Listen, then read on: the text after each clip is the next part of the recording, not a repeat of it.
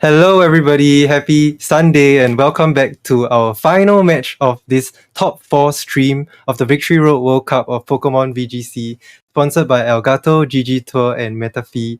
My name is Evan, and I'm joined for the last time today with Hayden McTavish, and we are bringing you this last match kind of for fun. We already know the stakes, but just really fun to be able to end off the stream this way with you, Hayden.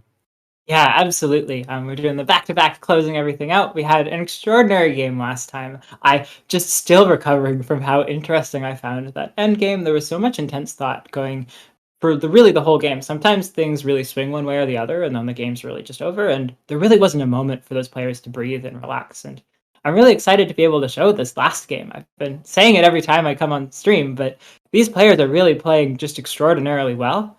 And even with the set being determined, everyone is showing us such extraordinary Pokemon, and it's been really wonderful to see.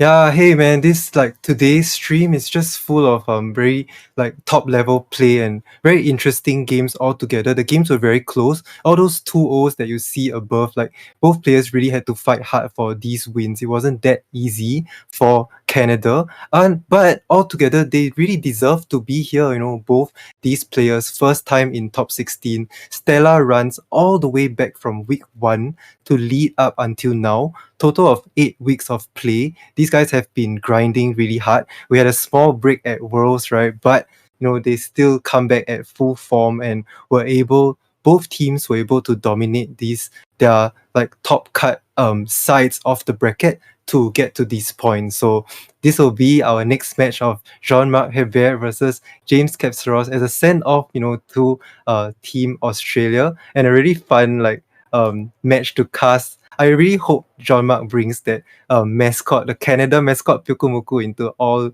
games if possible.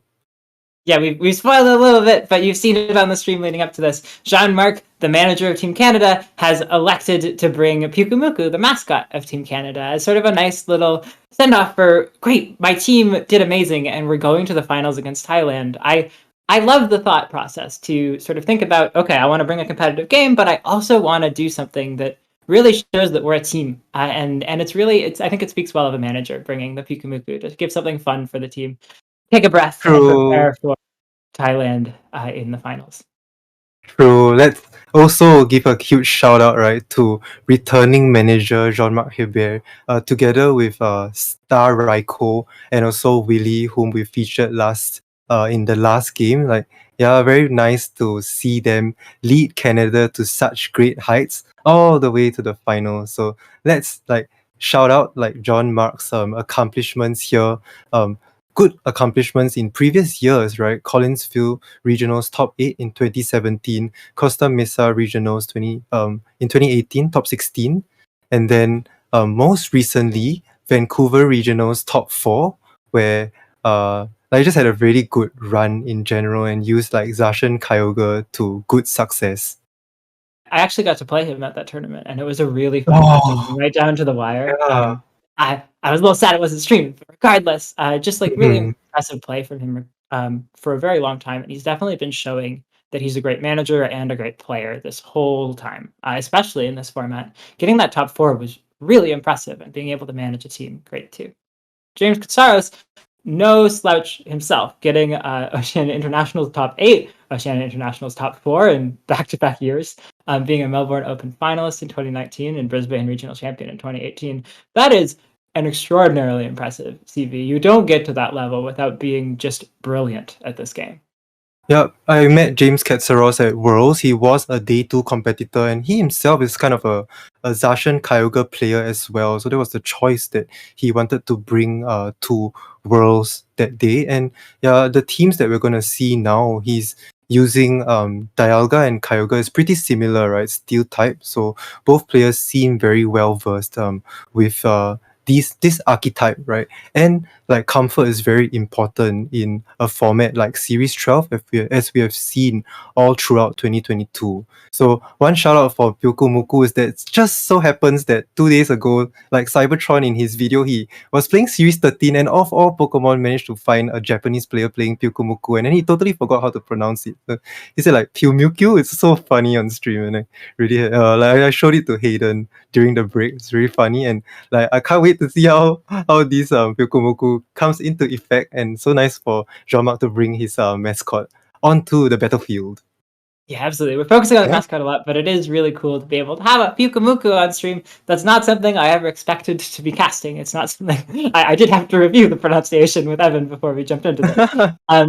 But also a lot of really interesting choices from James's side. Being able to have that alchemy really gives a lot of pressure. And I think we might see a situation where James says, okay, you can bring the Pyukumuku, but then you will definitely lose because it might have trouble finding the right options to be able to give a lot of damage. And meanwhile, things like the alchemy can get a decorate up. So if Jean-Marc is trying to win and bring Pyukumuku, he's going to have his work cut out for him. He's capable, but it will be tough. True. And overall, like the Zacian Kyogre core is just really helpful to be able to keep the team solid. So curious to see how this plays out. From James Cat's end, this team, from my research, it might be a team that he built himself. So he did use it back in week 6 during the group stage to win his match versus Jonathan Quinones from Puerto Rico. So I guess it's like going out on his own terms with this final kind of send off to Series 12. As we do see the leads here, very offensive, Regieleki plus Kyogre coming out from James, and Jean-Marc, why no Pyukumuku? Like we see the Grimmsnarl and Kyogre lead. Yeah, so being able to play into this light screen mode with what I would guess is an Assault Vest Kyogre based on the moveset we just saw. I don't know that for sure, but it does have Max Strike set up. And so being able to just set that up, manage the damage from James's side, and really set things up to be a really strong position. Jean-Marc, a master of playing Grimmsnarl and Kyogre, really having a lot that he can play off of this turn. Yeah, Grimmsnarl and Kyogre are very common lead in what we used to call like a Pengy Rain or Crystal Rain team. But Jean-Marc is then activating the Dynamax first, and we don't see any Dynamaxes coming out from James's side, as he does go for that Protect to keep Regieleki safe. Grimmsnarl now goes for the light screen. I didn't really notice the interaction between the Drizzle, so we get to see which Kyogre moves first. James' Kyogre is the faster one and does such good damage into the Grimmsnarl, as Jean-Marc's Kyogre now moves next and goes for that Max Geyser into the Regieleki. Does a very impressive chunk of damage through that Protect. Really impressive play from James there, just being patient, recognizing that Kyogre is likely to Dynamax, and being able to burn that turn is such a big deal. And also getting a little bit of chip off that Kyogre hadn't Dynamaxed. Getting that Water Spout off so that you can then attack with Regieleki would have been really useful. And yeah, if that had Regieleki had Dynamaxed, Jean-Marc was ready for that, and going for the Dynamax himself and getting that KO. But instead, James is in this position where there's already a turn of Dynamax gone from Jean-Marc's side, and he hasn't really gotten anything from it just yet. Yeah, I'm curious to see whether, Grimmsnarl goes for any speed control moves, but Jean-Marc wants to protect his Pyukumuku in the back, so he sets up that light screen now. So Electro Web does come out from Regieleki. It's a pretty impressive chunk of damage, right, even with that light screen up, and does show that Life Orb in his toolkit.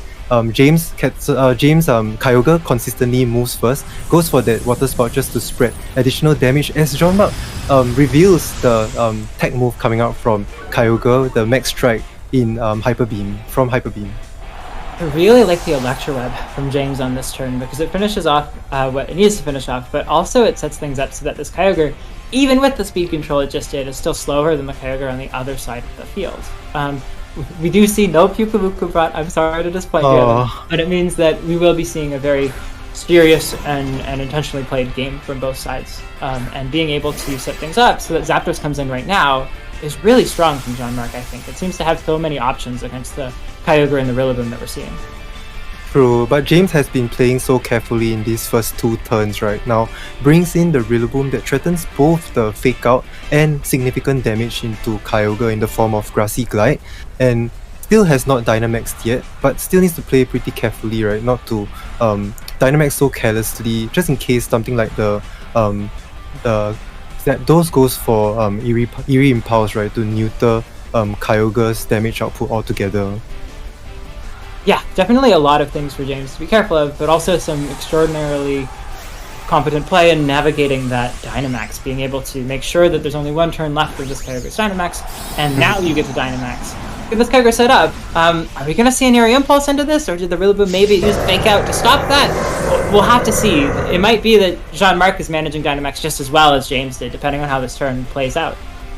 Yeah, that's true, and the Grimstar earlier, managed to set up both screens, so feels like Jean-Marc's team just feels really comfortable to be able to survive both the Grassy Glide and this follow-up Max Geyser. But wow, this Kyogre from James, really impressive in the damage and very confident with his scouts. He's able to go for this Fake Out plus Max Geyser play to remove these Zapdos altogether. So finally, Jean-Marc's Kyogre sets up this electric terrain from Max Lightning. And that's very interesting in the movesets from this Kyogre. We do see here in this team preview that it is the Assault Vest set, so allows it to get access to way more types of moves. Every turn I get increasingly impressed with how James is navigating this game. Being able to know that Zapdos has an Air Impulse, that Dynamax is burned and so it can't Dynamax, and just going for that double target, making sure Air Impulse can't happen. Just perfectly timed Dynamax, perfectly executed positioning. Really, really well done so far. And Jean-Marc's going to have to find a way to really use the Zacian to bring things back to even footing. So far, James has been handily defeating the options that Jean-Marc brings for damage reduction, for Dynamax, anything. Yeah, I'm not sure if Jean-Marc wants to put the pressure on right now, knowing that his team is safe behind the screens, but seems to opt to protect the Zacian here.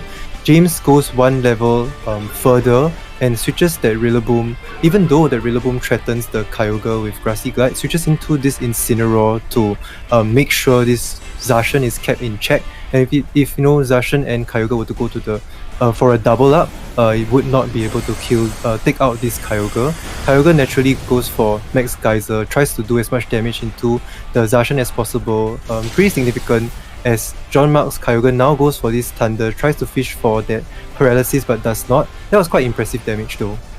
Yeah, getting that damage off is wonderful for Jean-Marc, really leveraging the fact that the screens are still up. One unfortunate piece is that although Zacian looks like it would have survived a Max Geyser, that turn if it hadn't protected, now it's burned its Protect and it's vulnerable to a Fake Out from Incineroar. Having to go for that double Protect but gets it, that's a really huge deal. Yeah, that should be the way to try to get back in this game. And it's just 30%, sort of 30% chance to try and get it, and gets it. Does finally stall out like James's Kyogre's Dynamax, and this Thunder is a follow-up into this Kyogre and is able to get that KO. This critical hit does not matter, and all of a sudden it will be down to just 2 Pokemon from James's side, if I'm not wrong. Yeah, that's exactly the double protect that you needed to keep yourself in this game. Jean-Marc's now in a much better spot. That said, Rain just petered out at the perfect time for James, because now you have this Fake Out option and a Flare Blitz into the Zacian. I guess the question is what the Kyogre can do about that, and if it can maybe still be getting that KO on the Incineroar, even with its reduced speed and without Rain, or if that Incineroar is going to have a chance to take out the Zacian first. Yeah, then Rillaboom does come in, with a fresh Fake Out or pressure the Kyogre with Grassy Glide, so really well timed. Both Incineroar and Rillaboom, sort of the premier support Pokemon, going up against both of Jean-Marc's restricted Pokemon, but behind screen. So let's see how things play out. Grassy Glide coming up, but not enough to carry this Kyogre. It has so much bulk. Going for that Sacred Sword into the Incineroar, taking it down really low. What's Incineroar? Is that a weakness policy, Incineroar? If it's faster than the Kyogre, that could entirely change this match. Going for the Flare Blitz, definitely going to get that KO. I suppose it wouldn't have needed the weakness. Well, yeah, it did, because of Reflect being up. And now you're in the situation where, okay, the Zacian's down, Incineroar's down from recoil. How much is this Origin Pulse going to do to Rillaboom? Is there any way it could take it out, or is this just a situation where Rillaboom has able to take down this game with one more Grassy Glide? Rillaboom hasn't taken any damage yet, so not even a question. And we're now in the situation where Rillaboom can finish things off. That was quite a turn to bring this game down to its closing moments. And everything just played out the way it like maybe how James intended to be that electro web from the Regieleki way back, right, in the previous turns played such a huge impact in ensuring that this Kyogre is moving next after the Incineroar. So James should know like what was going on, right, in that board state, and confidently went for those moves. I think that switch out into the Rillaboom on that one turn was very useful to bring grassy terrain back for the Rillaboom to confidently move before the Zacian on Jean-Marc's side. So altogether really well managed and very strategic coming out from James to allow him to win this game 1. Yeah, just really well played in the end game, not needing to even go for that fake out on Zacian, like I mentioned, just being able to go for the Grassy Glide right away, and that whole game being decided by the fact that this Incineroar was faster than the Kyogre when Kyogre was at -1 speed, and really something that Jean-Marc's gonna have to think about going forwards. The electric type support worked so much better on James's side than it did for Jean-Marc's side, and that's definitely gonna be a question going forwards. How do I stop that Regieleki from being a real problem without using up most of my Dynamax to do it? Yeah, true. I think the answer to that is very simple. You need to bring Pyukumuku. No, I'm just kidding. But it will be quite fun to see it happen. But altogether, just really well managed. Like even though we have this Zacian, Kyogre, Incineroar, and Grimmsnarl and Zapdos core from Jean-Marc, James was still able to like maneuver and play well to get out of that situation. In game 1, if you remember, he kind of didn't want to Dynamax early with that Regieleki, allowing it to stay for one more turn and then making good impact. So let's see how like both players adjust in this game 2, as we see the same leads coming out from Jean-Marc with the trusty Kyogre and Grimmsnarl lead, but James switches it up and leads with the Rillaboom alongside the Regieleki that came just now. James really saying, I know you're going to lead Kyogre and I want to punish you for it, and bringing all kinds of answers. Really tough even with the screen support. With Grimmsnarl, I was able to manage all the different sources of damage you have here. Jean-Marc definitely looking at ways to maybe switch out because he is starting at maybe not the best of positions to begin with. Definitely some options to position around it though. Yeah, this team like composition, you almost always want to rely on that Dynamax on the Kyogre, so Jean-Marc correctly tries to preserve it now, but and then the Grimmsnarl's job is to set screens as much as possible, and James with one game up pulls the trigger here. I did expect like the Regieleki to Dynamax, but Dynamaxing the Rillaboom could be an interesting idea going forwards, just to do as much damage as possible, and maybe make some kind of read in game 2 on this turn 1, right? Light Screen coming out from that Grimmsnarl, Electroweb coming out, not going to lower the speed of that Kyogre, but maybe still going to set things up so that things are slower than this Rillaboom. And this Rillaboom, as you mentioned, it's going to be able to do so much damage. Maybe it was trying to make a read on targeting, maybe it's just going for a drum solo into what would have been the Kyogre. And even if it's that Zapdos, that's still so much damage. The Zapdos is now most likely slower than that Rillaboom. I'm not entirely sure of that interaction, but it's definitely slower than the Eleki, and you have the option to finish off this Pokemon that otherwise would have been extraordinarily difficult for James to manage without having a chance to use the Roost move that we know it has. Yeah, so even though it's slower than, like the Zapdos is slower, I mean, Jean-Marc could have that option, always in the back to go for a priority speed control move from that Grimmsnarl. So let's see if he does choose to do that.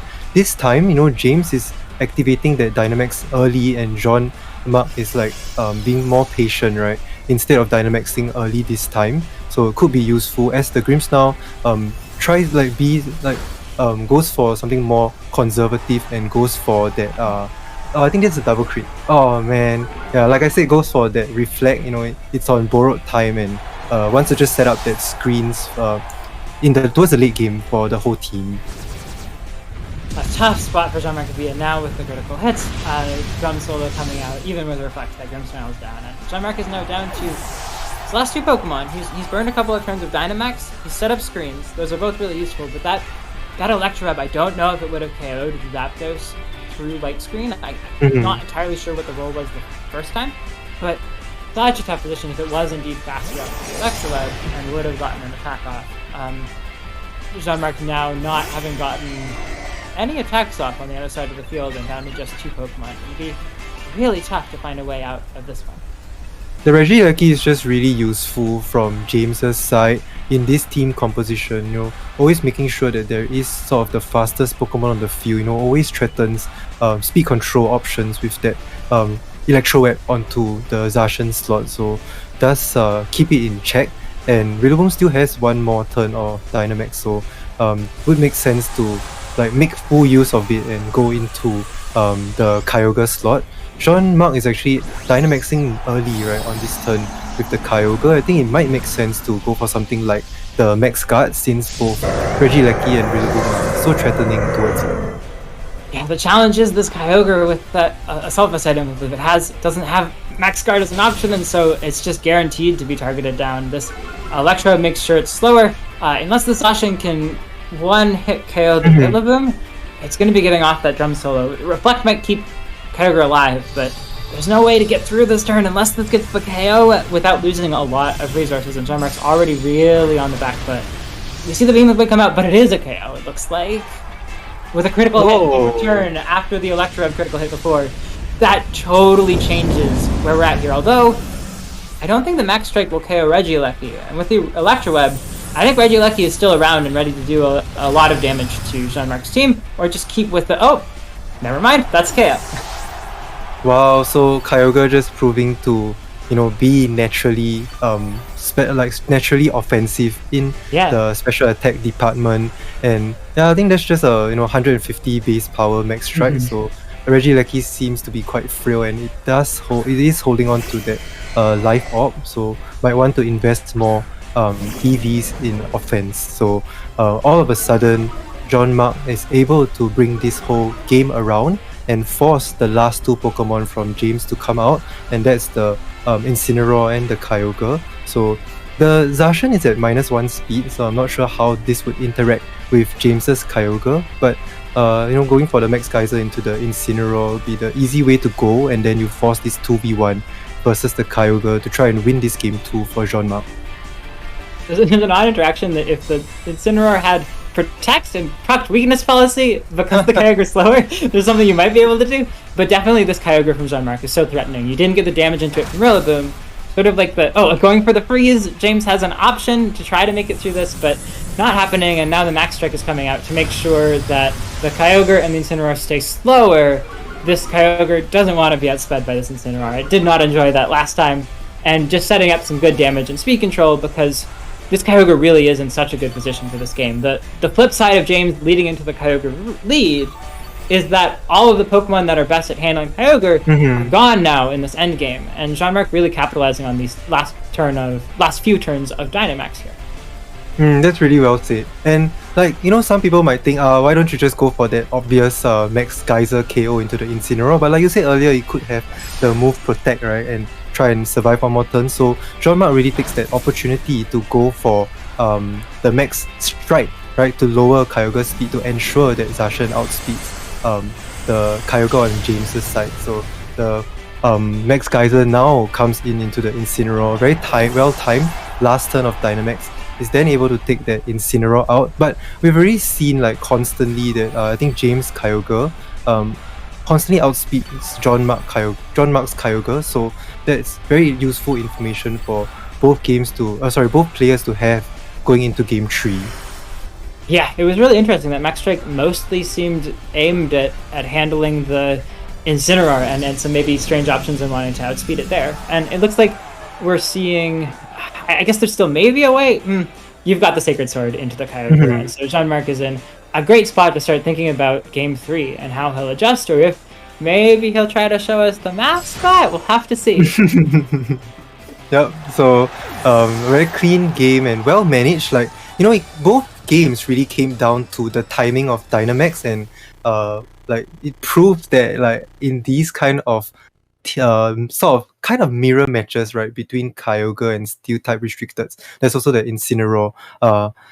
It makes sense to try and stall out Dynamax as much as possible, and then both players were able to win their games with a late game Dynamax. So let's see how both players are able to adjust and surprise each other for this last game of the day for us here. Yeah, it's a really interesting point. I think both times the winning player Dynamaxed on like the last turn of the other player's Dynamax. Mhm. And that's just such an interesting interaction, just to happen as a coincidence. Definitely interesting to see how these players will manage the resources better, if Jean-Marc will find an answer to that Regieleki, which has been causing problems this whole set. Will it be the Pyukumuku? Will it be something else?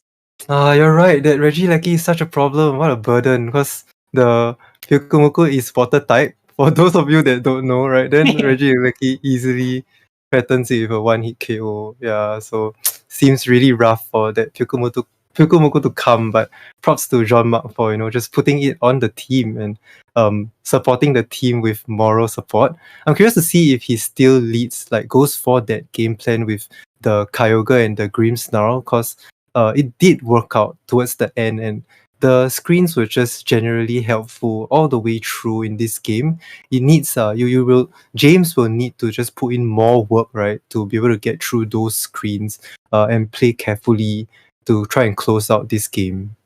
It did feel like James had a great plan last time, though. Without that critical hit, if that Behemoth Blade isn't normally a KO on that Rillaboom, suddenly James is in a position where that game probably looks very different in the end. And so definitely the onus feels, in my mind, a little bit on Jean-Marc to see if there is an adjustment. And it's tough because you don't have as many Pokemon to look at for adjustments if you aren't going to bring the Pyukumuku. And so James may be feeling confident that, okay, my plan is not to get crit the next game and maybe adjust a little bit in smaller ways.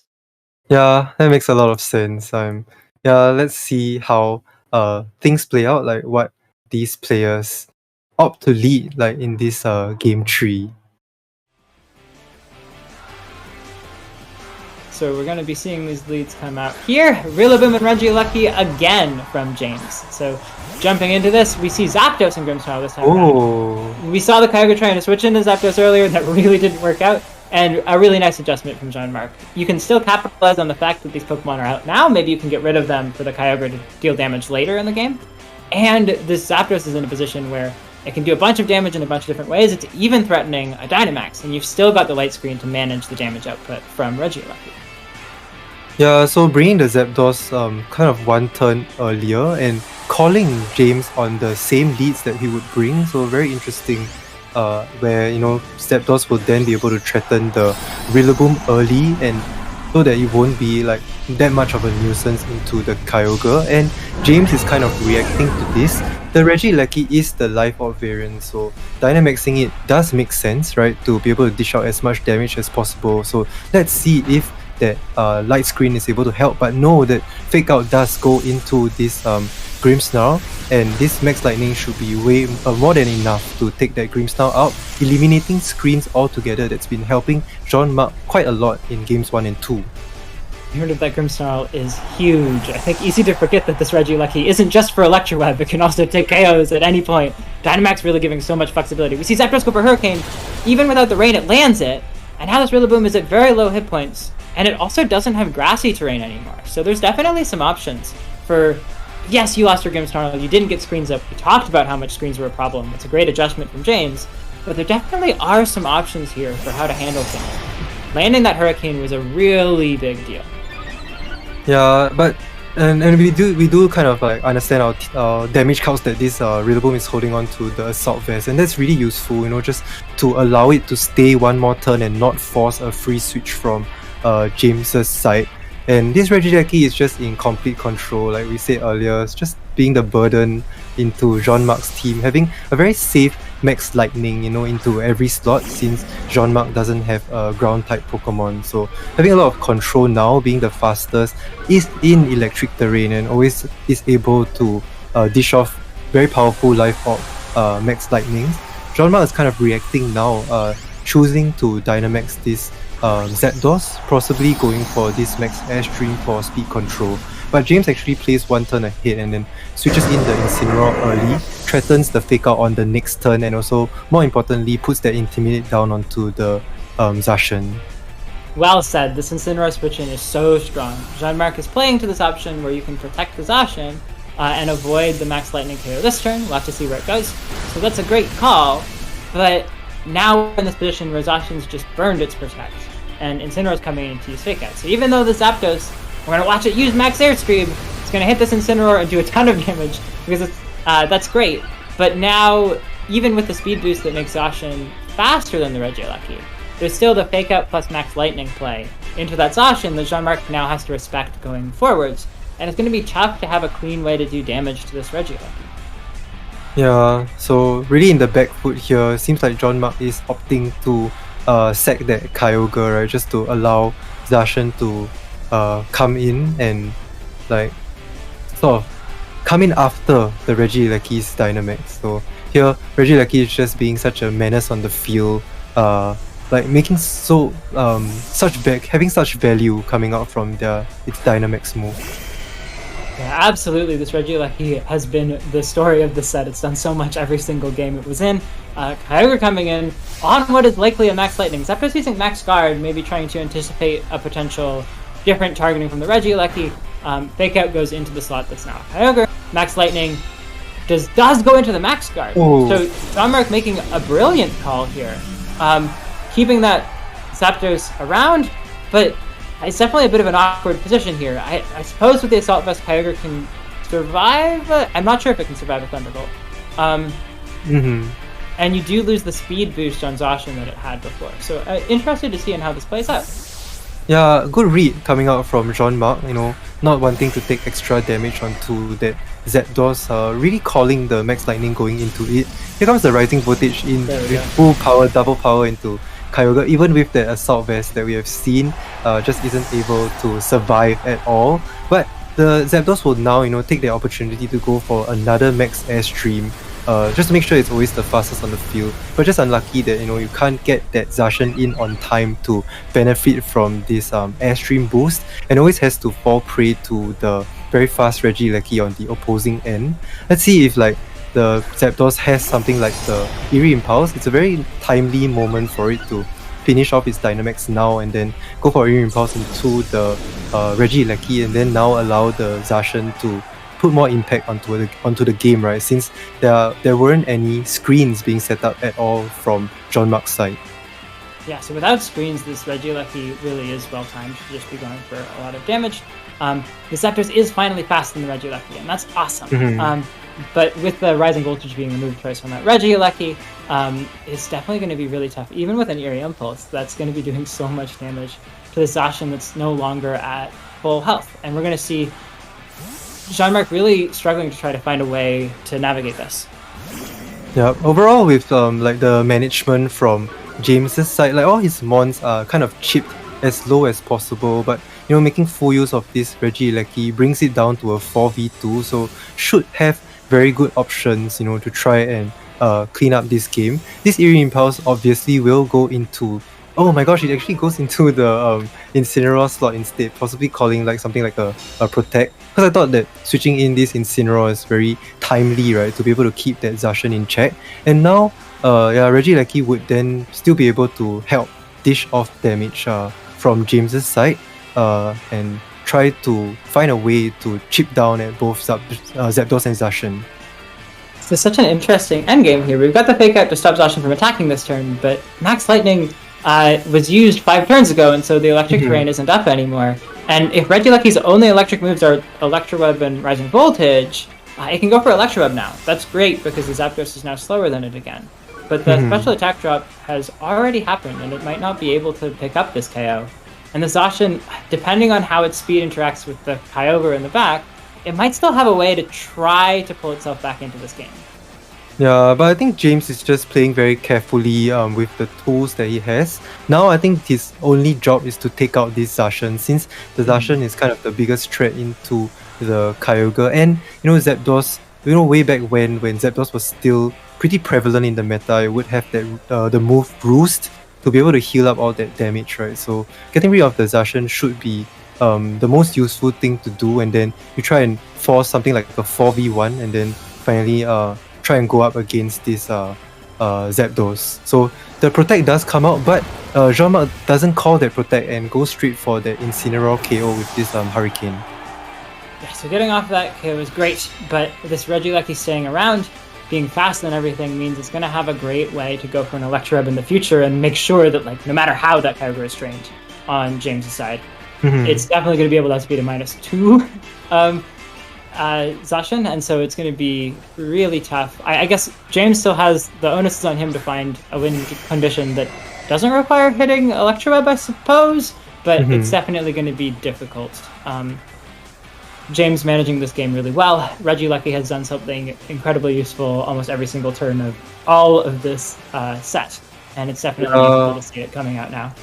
It goes back to, maybe it's one of these turns where Jean-Marc could have taken that Regieleki out, right? But the unfortunate that it's just staying on the field. Like, even if you go for a lot of eerie impulses, then that Regieleki is still able to go for Electro Web, right, to control speed. It's just such a useful Pokemon on James's end. Electro misses, but it doesn't miss the target that Jean-Marc might have been hoping for. Still gets that second speed drop on the Zacian, and so this Zacian is going to struggle to do much now. Thunderbolt goes into the protecting Kyogre. If this play rough connects, that's the Regieleki finally gone.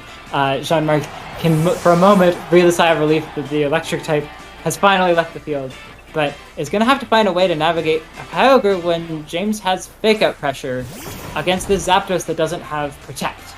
Definitely going to be tough to navigate that one.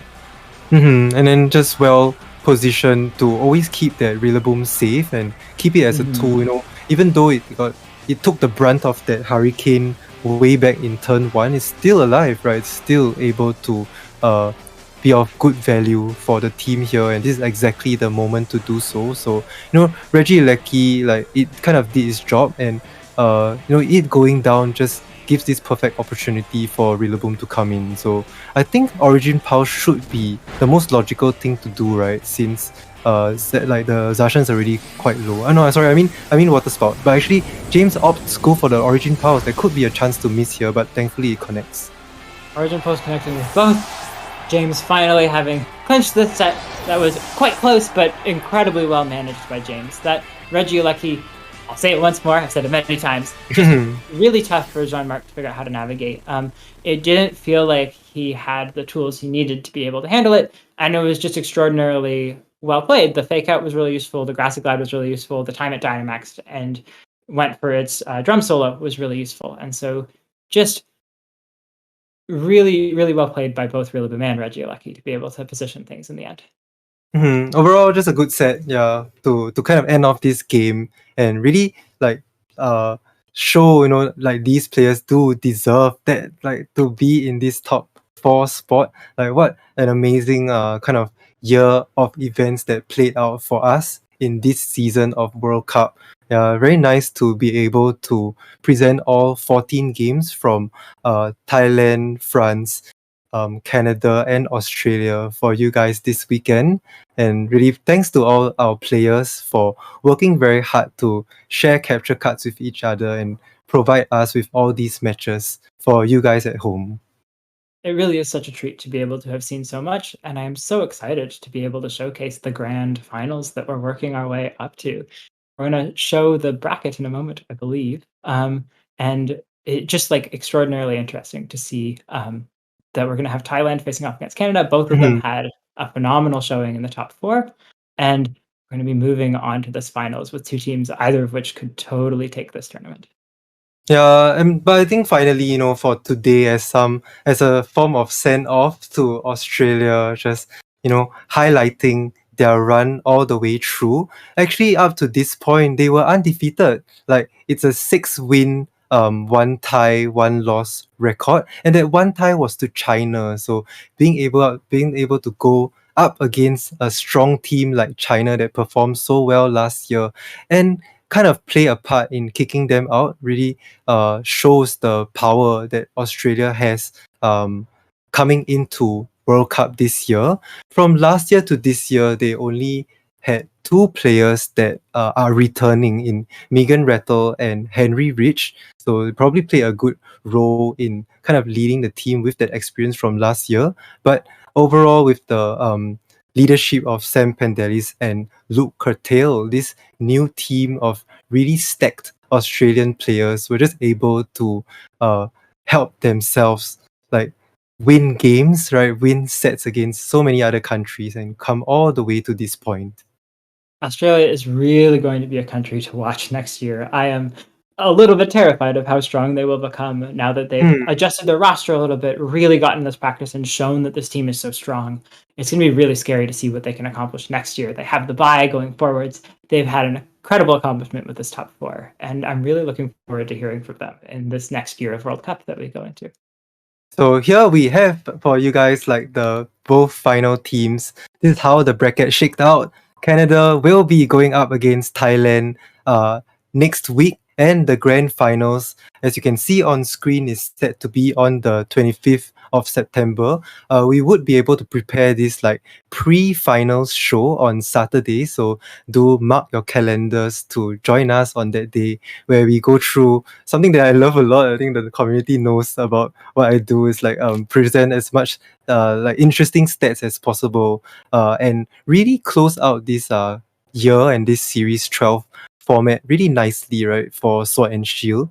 So I'm very excited to see, Canada face up against Thailand next year. Looking at what happened this time around, just as a short recap, Canada managed to secure a 4-0 lead. They won 4 games straight, and then we're in a situation where they just managed to really just have a convincing showing here. Being able to really establish themselves as a threat that Thailand is going to have to prepare really intensely for, because both of these teams have shown that they're capable of just entirely sweeping another team if they get a lead in a couple of sets early on.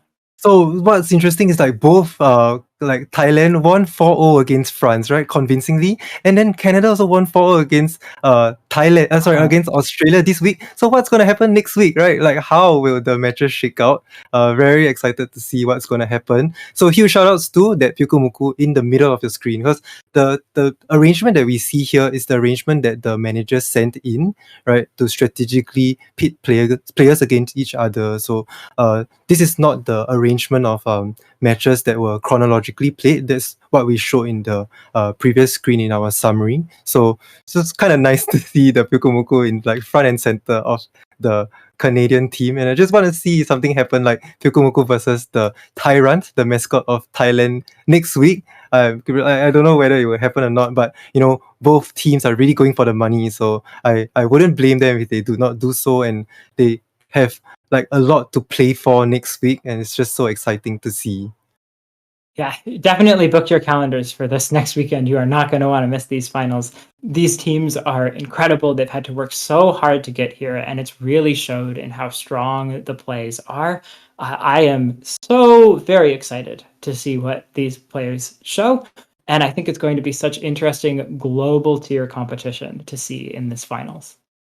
Yeah, so do follow us at our socials. Like we have, worked so hard to kind of bring this tour to all of you and try and do as much live updates as possible. Since we're getting all the way to the end already, man, it's just gonna be so bittersweet for myself and the rest of the VR team, and at the same time all our amazing casters that have been bringing matches to you guys week in and week out. So here are the socials. It's VGC Victory Road on Twitter, and then Victory Road VGC on the rest. Notably, the YouTube did have a lot of other Series 12 matches, so if you guys want to go back and check those out, it would be much appreciated, because all these players just helped us a lot by providing footage with their capture cards to be able to provide good content for everyone. And finally, like on Twitch, it's also Victory Road VGC if you are listening to us right now,